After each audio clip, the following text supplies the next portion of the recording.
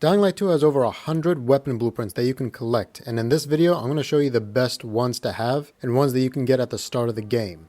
I'm also going to be picking a couple weapons for each playstyle so that everyone can find their best weapon. Before I continue, I'd like to ask you guys to please leave a like if you found this video useful and to subscribe to the channel so you don't miss out on any new content. But with that being said, let's get right into it. Now starting off the one-handed slashing weapons, the best one in my opinion has got to be the Shoelace Machete. Now the reason why is that it's just overall fun to use, it's got great stats, and just overall it's amazing. To go over the stats, it's got 4 affixes, which means there are 4 additional stats on it that can make it better. It's got 250 durability and 3 mod slots so you can upgrade it to its full potential. Now unfortunately you get this pretty much at the end of the game by completing the Now or Never main mission, which involves you going to see Colonel Williams for the first time. So this is pretty much at the end of the game.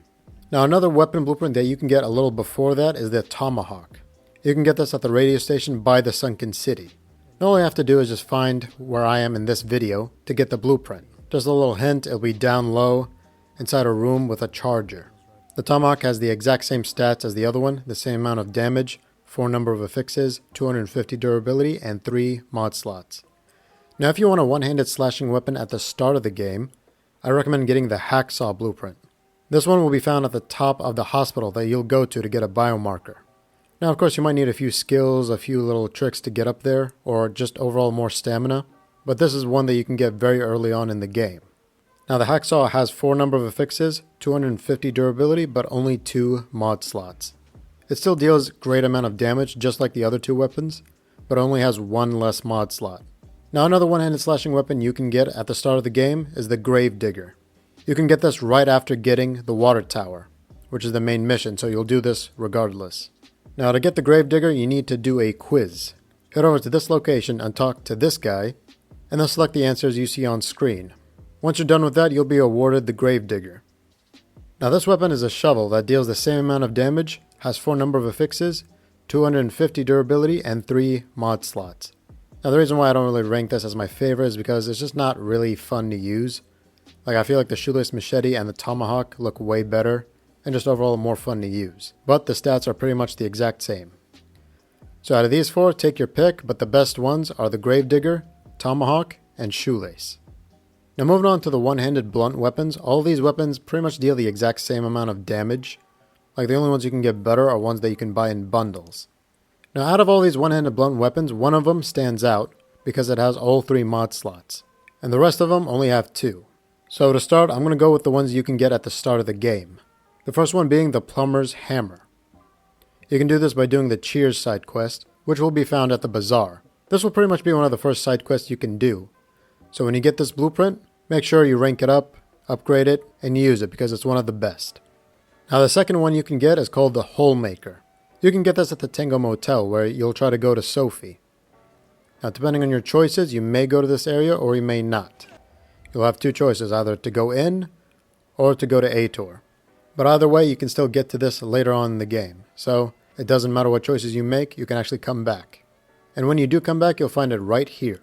Now the reason why this one is better is because it's the second one you can get and it has 2 mod slots as opposed to the Plumber's weapon, which has none. Now the best one-handed blunt weapon has got to be the Mohawk Hammer.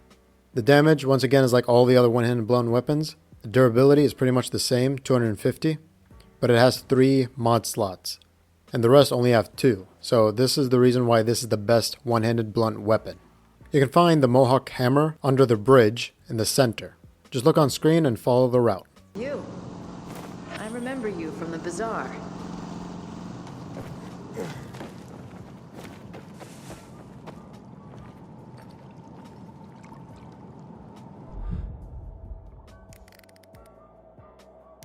Now moving on to the two-handed slashing weapons. The best one to get is the Slitter. It deals a lot of damage, has 4 number of affixes, 250 durability, and 3 mod slots.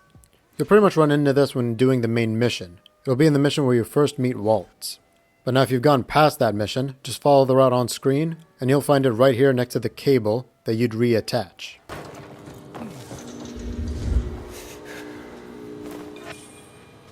Now the second best one has got to be the Thingamabob.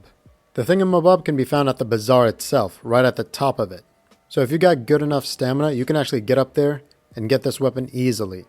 Now the reason why it's second best is because it's got only 2 mod slots, which isn't a big deal. The damage is the same and everything else is pretty much the same, minus 1 mod slot. So it's not that big of a sacrifice, and getting this early on is amazing.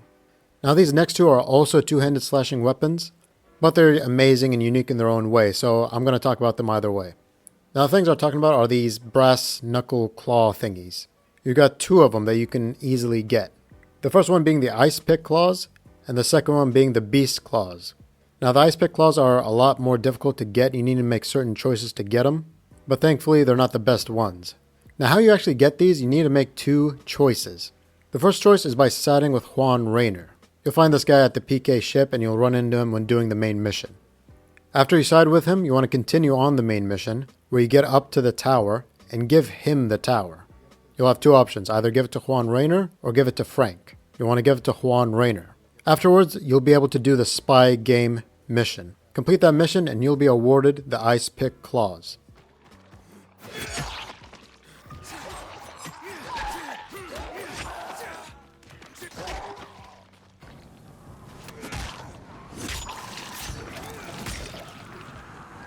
Now how to get the second claws, the beast claws, you need to head over to this outpost that's next to the VNC tower and clear it out. Now there are usually like 2 locations where this will spawn, but overall it'll be around here in this outpost. So if you can't find it, just look around and you'll be able to find it.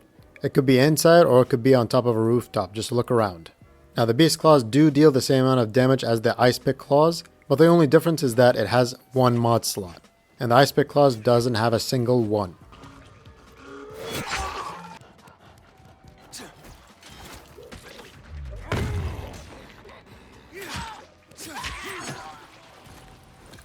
Now lastly, we have the two-handed blunt weapons.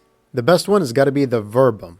You can find the Verbum by Riker's Island, which is an island you'll go to when doing the main mission. It's right after you protect the canteen and then head over to give orders to someone. You'll find the Verbum in the trunk of a sunken car right here.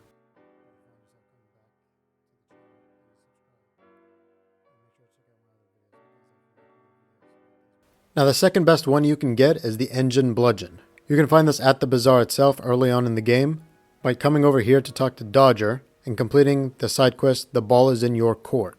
Now the difference between these, there's not actually any difference at all between them. I just personally enjoy the Verbum a lot more, it just feels a lot nicer. But the engine bludgeon actually deals the same amount of damage, has 4 number of affixes just like the Verbum, 250 durability, and 3 mod slots. So you only actually have to get 1 of these weapons. But if you want another one that's just like it, you can get the Verbum. Now that's it for the video, but if you guys want to know where you can get the other weapon blueprints, check out this playlist right here. But if you want the best playlist for Dying Light 2, check out this playlist instead. It's got glitches, exploits, tips and tricks, everything you need. But other than that, thank you for watching and I'll see you in the next video. Peace.